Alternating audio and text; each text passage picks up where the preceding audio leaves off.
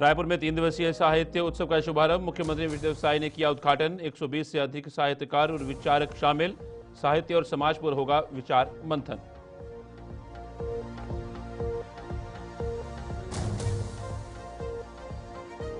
रायपुर में दंत चिकित्सा छात्रों के स्टाइफंड में बढ़ोतरी की संभावना। चिकित्सा शिक्षा आयुक्त ने शासन को भेजा प्रस्ताव। एमबीबीएस और आयुर्वेद के समान स्टाइफंड की मांग। निर्णय से बीडीएस और एमडीएस छात्रों को मिलेगा लाभ।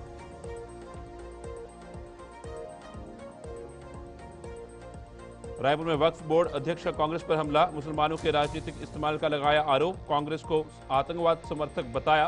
बयान से प्रदेश की राजनीति में हलचल तेज।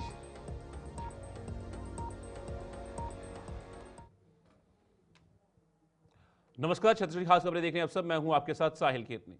छत्तीसगढ़ की राजधानी रायपुर आज से साहित्य, संस्कृति और विचारों के केंद्र में तब्दील हो गई है। यहां 3 दिवसीय रायपुर साहित्य उत्सव का विधिवत शुभारंभ हुआ। भव्य आयोजन का उद्घाटन मुख्यमंत्री विजयदेव साय ने किया। साहित्य उत्सव में देश भर से 120 से अधिक ख्यातिलब्ध साहित्यकार, कवि और विचारक शामिल हो रहे। आगामी 3 दिनों तक विभिन्न सत्रों के माध्यम से साहित्य, संस्कृति और समाज की समसामयिक दिशा पर मंथन किया जाएगा।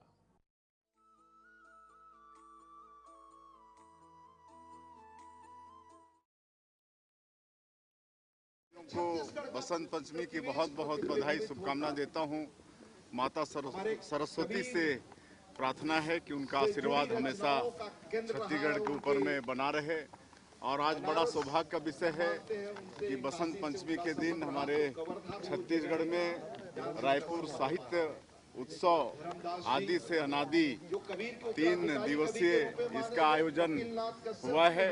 और शुभारंभ करने के लिए बड़ा सौभाग्य का विषय है कि हमारे राज्यसभा के उप सभापति आदरणीय श्री हरिवंश जी उद्घाटन करने के लिए यहाँ पर पधारे हुए हैं। उनके कर कमलों से ये साहित्य उत्सव का शुभारंभ हुआ है और ये 3 दिनों तक चलने वाला है। और इसमें पूरे देश और प्रदेश से प्रख्यात साहित्यकार उपस्थित हुए हैं। उनके साहित्यों का यहाँ पर गंगा बहेगी 3 दिनों तक और साहित्य प्रेमी भी आएंगे, उसका भी लाभ उनको मिलेगा। और आज रायपुर बीरगांव के लिए बड़ा सौभाग्य का विषय है कि आज से पुलिस कमिश्नरी भी शुरू हो गई है। इसके लिए भी छत्तीसगढ़ की राजधानी रायपुर में आयोजित साहित्य उत्सव में शामिल होने पहुंचे राज्यसभा के उपसभापति हरिवंश ने शुक्रवार को मुख्यमंत्री विजयदेव साय से सौजन्य मुलाकात की।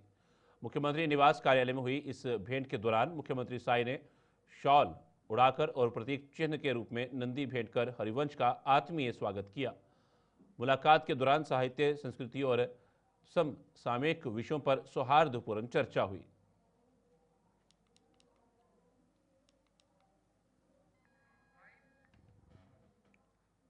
छत्तीसगढ़ में दंत चिकित्सा, बीडीएस इंटर्न और पीजी एमडीएस डॉक्टर्स के लिए राहत भरी खबर सामने आई है। उनकी शिष्यवृत्ति स्टाइफंड में जल्द बढ़ोतरी हो सकती है।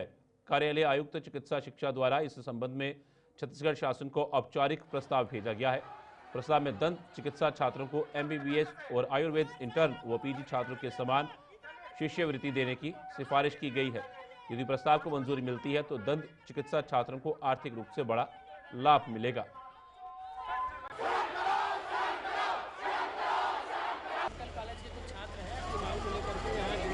गेट में बैठ गए थे, उन्होंने पूरा मार्ग बंद कर दिया था। मेडिकल कॉलेज में घुस नहीं पा रहे थे। उनको बहुत समय तक समझाए हैं, सीनियर अधिकारी लोग समझाए हैं, उनको विभाग के बहुत सीनियर अधिकारी समझाए हैं।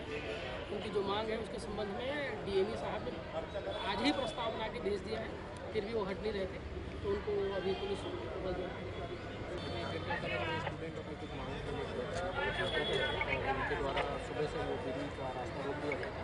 रास्ता रोक कर बैठे थे और उनके द्वारा बार बार प्रशासन के द्वारा उनसे अपील की जा रही थी कि रास्ता खोल दें और लोगों को सुविधा होती है। उनके द्वारा नहीं माने तो उसे यहाँ से। छत्तीसगढ़ की राजधानी रायपुर में वक्फ बोर्ड के अध्यक्ष सलीम राज ने कांग्रेस को लेकर एक विवादित बयान दिया है। सलीम राज ने आरोप लगाया कि कांग्रेस ने अपने कार्यकाल में मुसलमानों का केवल राजनीतिक उपयोग किया और उन्हें गलत दिशा में धकेला। उन्होंने कांग्रेस नेताओं द्वारा उसामा बिन लादेन और मीरवाइज जैसे व्यक्तियों के संदर्भ में इस्तेमाल किए गए शब्दों पर भी सवाल उठाए। सलीम राज ने कांग्रेस को आतंकवाद का समर्थक बताते हुए भारतीय जनता पार्टी को राष्ट्रवाद का पक्षधार बताया। उनके बयान से सियासी हलचल तेज हो गई है। एक निर्णय लिया गया है जिसमें मिठाइयाँ भी बांटी जाएगी 26 जनवरी पर और तिरंगा भी फहराया जाएगा। क्या है मामला पूरा? छत्तीसगढ़ राज्य वक्फ बोर्ड ने निर्णय लिया कि राष्ट्रीय पर्व 26 जनवरी, 15 अगस्त समस्त मस्जिद, दरगाह, इमामबाड़ा, कब्रस्तान और जो भी मुस्लिम संस्था है, मदरसा, वहाँ पर ध्वजारोहण होना चाहिए। क्योंकि कांग्रेस के लोग इसका विरोध कर रहे हैं तो समझ से परे है। हम चाहते हैं कि सामाजिक एकता और मुसलमानों पर एक जो ब्लेम लगा था कि मुसलमान राष्ट्र और देश से प्यार नहीं करता है, तो उनको मौका मिला है तो राष्ट्रीय पर्व मनाना चाहिए। कुछ संस्थाएं जो गरीब है, जैसे कुछ दरगाह है और कुछ इमामबाड़ा है, बोले कि हम सब ध्वजारोहण कर पाएंगे, मिठाई नहीं बांट पाएंगे, तो उसके कारण छत्तीसगढ़ राज्य वक्फ बोर्ड ने निर्णय लिया।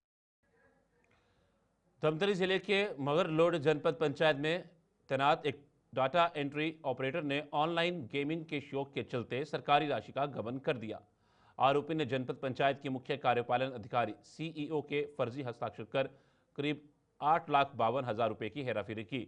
मामले का खुलासा होने पर पुलिस ने त्वरित कार्रवाई करते हुए आरोपी को गिरफ्तार कर जेल भेज दिया है। पुलिस मामले की जांच कर रही है और गबन की पूरी प्रक्रिया खंगाली जा रही है। लंबे समय से काम करते आ रही हैं।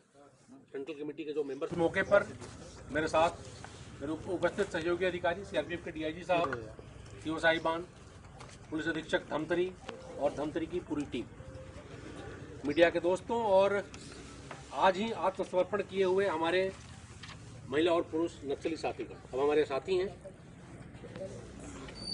मुझे कहते हुए खुशी हो रही है कि आज कुल 9 सक्रिय नक्सली सदस्यों ने, जो कुछ देर पहले तक सक्रिय थे, जो कानून और सिक्योरिटी फोर्सेस के विरोध में लड़ाई लड़ रहे थे, उन लोगों ने आत्मसमर्पण करने का निर्णय लिया है। वो सब हमारे दाहिनी तरफ बैठे हैं। हम उनका स्वागत करते हैं अपने भी मुख्य धारा में वापस लौटने के निर्णय का। 9 में से कुल 7 महिला और 2 पुरुष नक्सली हैं।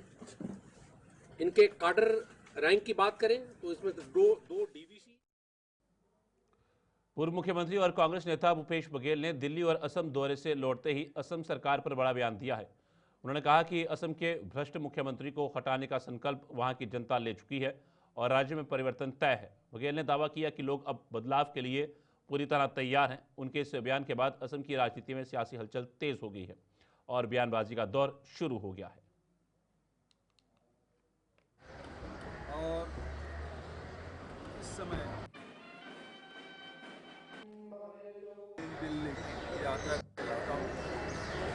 आसाम में जो भ्रष्ट मुख्यमंत्री है,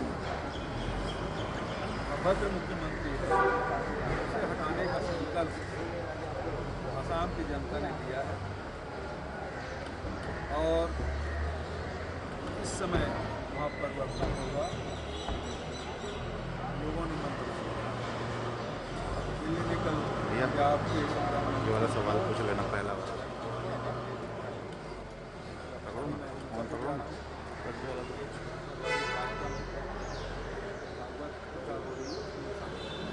सर, आपने आसाम का जिक्र किया। आसाम में किस तरीके की स्थिति है, लगातार देख रहे हैं। रायपुर छत्तीसगढ़ माध्यमिक शिक्षा मंडल की 10वीं और 12वीं परीक्षाओं में उत्कृष्ट प्रदर्शन करने वाली मेधावी विद्यार्थियों के लिए शुक्रवार का दिन खास रहा। लोक भवन स्थित छत्तीसगढ़ मंडपम में आयोजित समारोह में राज्यपाल रमन डेका और मुख्यमंत्री विजय साय ने वर्ष 2024 और 2025 के 239 मेधावी छात्रों को सम्मानित किया। पंडित दीनदयाल उपाध्याय मेधावी छात्र प्रोत्साहन योजना के तहत छात्रों को प्रशस्ति पत्र, गोल्ड सिल्वर मेडल और 1.5 लाख रुपए की सम्मान राशि प्रदान की गई।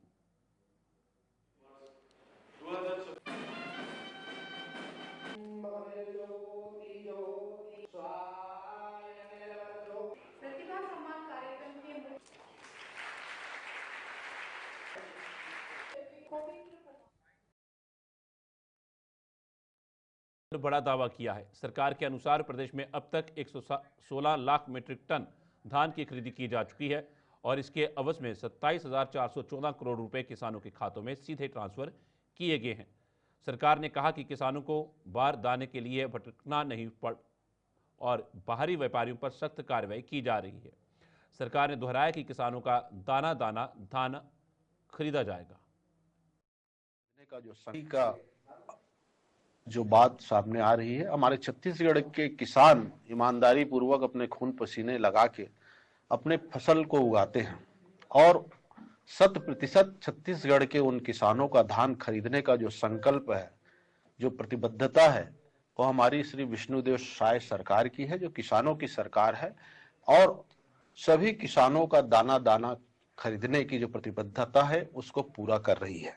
जो अभी तक हम लोगों ने 116 लाख मीट्रिक टन जो धान खरीदा है, जिसके एवज में 27,414 करोड़ रुपया जो किसानों के खाते में जो राशि पहुंच गई है। छत्तीसगढ़ के धमतरी जिले में पुलिस और सुरक्षा बलों को नक्सल मोर्चे पर बड़ी सफलता मिली है। ओडिशा राज्य कमेटी के अंतर्गत सक्रिय धमतरी, गरियाबंद, नुआपाड़ा डीजीएन डिवीजन के 9 हार्डकोर नक्सलियों ने शुक्रवार को आत्मसमर्पण कर दिया। आत्मसमर्पण करने वाले नक्सलियों पर कुल 47 लाख रुपए का इनाम घोषित था। कमेटी मेंबर्स के साथ लंबे समय से काम करते हैं। मौके पर मेरे साथ मेरे उपस्थित सहयोगी अधिकारी सीआरपीएफ के डीआईजी साहब, सीओ साहिबान, पुलिस अधीक्षक धमतरी और धमतरी की पूरी टीम, मीडिया के दोस्तों और आज ही आत्मसमर्पण किए हुए हमारे महिला और पुरुष नक्सली साथी का अब हमारे साथी हैं। मुझे कहते हुए खुशी हो रही है कि आज कुल 9 सक्रिय नक्सली सदस्यों ने, जो कुछ देर पहले तक सक्रिय थे, जो कानून और सिक्योरिटी फोर्सेस के विरोध में लड़ाई लड़ रहे थे, उन लोगों ने आत्मसमर्पण करने का निर्णय लिया है। वो सब हमारे दाहिनी तरफ बैठे हैं। हम उनका स्वागत करते हैं अपने भी मुख्य धारा में वापस लौटने के निर्णय का। 9 में से कुल 7 महिला और 2 पुरुष नक्सली हैं। छत्तीसगढ़ के नारायणपुर जिले में उप मुख्यमंत्री विजय शर्मा और वन मंत्री केदार कश्यप ने माओवाद प्रभावित इलाकों में संचालित नियत निलन्नार योजना की समीक्षा बैठक की। बैठक में सरकार का फोकस दूरस्थ और संवेदनशील क्षेत्रों तक बुनियादी सुविधाएं पहुंचाना पर रहा। अधिकारियों को सड़क, बिजली, शिक्षा, स्वास्थ्य और पेयजल जैसी आवश्यक सेवाओं के कार्यों में तेजी लाने के निर्देश दिए गए।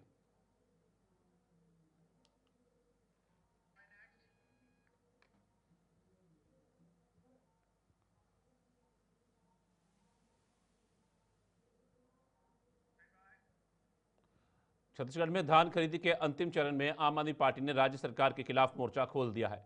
पार्टी ने आरोप लगाया कि सरकार की लचर व्यवस्था और साजिश के कारण प्रदेश के करीब 20% किसान अपनी धान उपज बेचने से वंचित रह गए हैं। आपका कहना है कि समय पर टोकन और खरीदी केंद्रों की अव्यवस्था से किसानों को भारी नुकसान हुआ है। वो अपना धान खेत में रखेगा, ब्यारा किस लिए बनता है? ब्यारा किसका बोलता है बताओ? मुख्यमंत्री विष्णुदेव साय जी धान ब्यारा में रखते हैं। हमारे साथ अभी पता लगा 2 घंटे धमतरी जिला है, धमतरी के रूप के पास एक गांव में किसान है, वो अपना धान काटा हुआ खुला छोड़ देगा, चोरी होती है, लोग आग लगा देते हैं। वो धान को अपने घर में ले आया, वहां सत्यापन में गए, बोले धान को खेत में ला, अच्छा हो गया सड़क पे लाओ नहीं बोले। या कोई किसान को ये नहीं बोल। फिगर बताऊंगी, कवर्धा में 7 करोड़ का धान खा गया। सोचिए 7 करोड़ का धान चूहा खा गया। हमारे अधिकारी और सेंटर वाले क्या करें? 7 करोड़ का धान खाएगा चूहा, एक दिन में तो नहीं खा, मतलब सोचिए लापरवाही से छोड़ दिए। चल रहा तो चल रहा, पड़ा तो पड़ा। किसान का मेहनत का कोई कीमत नहीं है। महासमुंद में 5.5 करोड़ का धान मूसवा खा गया। 81,620। छत्तीसगढ़ में कथावाचक युवराज महाराज की सुरक्षा को लेकर सियासत तेज हो गई है। कांग्रेस ने राज्य सरकार पर भेदभाव का आरोप लगाते हुए कहा कि बाहर से आने वाले ढोंगी और तांत्रिकों को स्टेट प्लेन और कड़ी सुरक्षा दी जा रही है, जबकि हजारों की भीड़ जुटाने वाले स्थानीय संत युवराज महाराज की अनदेखी हो रही है। बेहद ही चिंता का विषय है। युवराज महाराज की सभाओं में, उनके कथाओं में हजारों लोग एकत्रित हो रहे हैं। अब बहुत ही सुंदर ढंग से वो भागवत की व्याख्या कर रहे हैं, जातक कथाओं की व्याख्या कर रहे हैं, और बेहद दुर्भाग्यजनक है कि लगातार छत्तीसगढ़ सरकार उनके कार्यक्रमों की उपेक्षा कर रही है। जिस प्रकार से हजारों की संख्या में लोग आ रहे हैं, तो सरकार का और शासन का यह नैतिक दायित्व बनता है कि वहाँ सुरक्षा उपलब्ध कराई जाए। और युवराज महाराज को सुरक्षा देने के लिए तो अनेकों बार विपक्ष के नेताओं ने सरकार से आग्रह किया, लेकिन सरकार। छत्तीसगढ़ की राजधानी रायपुर के लिए 23 जनवरी का दिन ऐतिहासिक बन गया है। आज से राजधानी में पुलिस कमिश्नरेट सिस्टम लागू कर दिया गया है, जिससे अंग्रेजों के समय से चली आ रही पुरानी पुलिस व्यवस्था खत्म हो गई। 2004 बैच के वरिष्ठ आईपीएस अधिकारी डॉक्टर संजीव शुक्ला ने रायपुर के पहले पुलिस कमिश्नर के रूप में पदभार संभाला। कानून व्यवस्था और बेसिक पुलिसिंग को स्थापित करना मेरी जो क्षेत्र है उसके अनुसार जो आपराधिकता है, जो अपराधियों का तरीका है, उसको एक एनालिसिस करके उसके हिसाब से एक स्ट्रेटेजी बना के काम करने की कोशिश की। क्योंकि अब 2 विभागों में बांटा गया है, शहर और ग्रामीण में, तो अपराध की श्रेणी में भी रायपुर अभी कुछ दिनों से जाना जा रहा था। इसको कैसे कंट्रोल करेंगे आप ग्रामीणों को? मैंने आपको पहले भी कहा कि जो क्राइम होता है उसके कई सोशियो इकोनॉमिक पैरामीटर्स होते हैं, उसके कारण होते हैं, और पुलिसिंग में। छत्तीसगढ़ की राजधानी रायपुर एक बार फिर अंतर्राष्ट्रीय क्रिकेट के रोमांच के लिए तैयार है। भारत और न्यूजीलैंड के बीच होने वाले अहम मुकाबले के लिए दोनों टीमें आज रायपुर पहुंच चुकी हैं। माना तूता एयरपोर्ट पर खिलाड़ियों का भव्य स्वागत किया गया। सुरक्षा के कड़े इंतजामों के बीच टीम होटल तक पहुंची। मुकाबले को लेकर शहर में जबरदस्त उत्साह देखने को मिल रहा है। अंतर्राष्ट्रीय क्रिकेट स्टेडियम में दोनों टीमें आमने सामने होंगी, जहां बड़ी संख्या में दर्शकों के पहुंचने की उम्मीद है। प्रशासन और खेल विभाग ने मैच के सफल आयोजन के लिए सभी तैयारियां पूरी कर ली हैं। क्रिकेट प्रेमियों को रोमांचक मुकाबले का इंतजार है।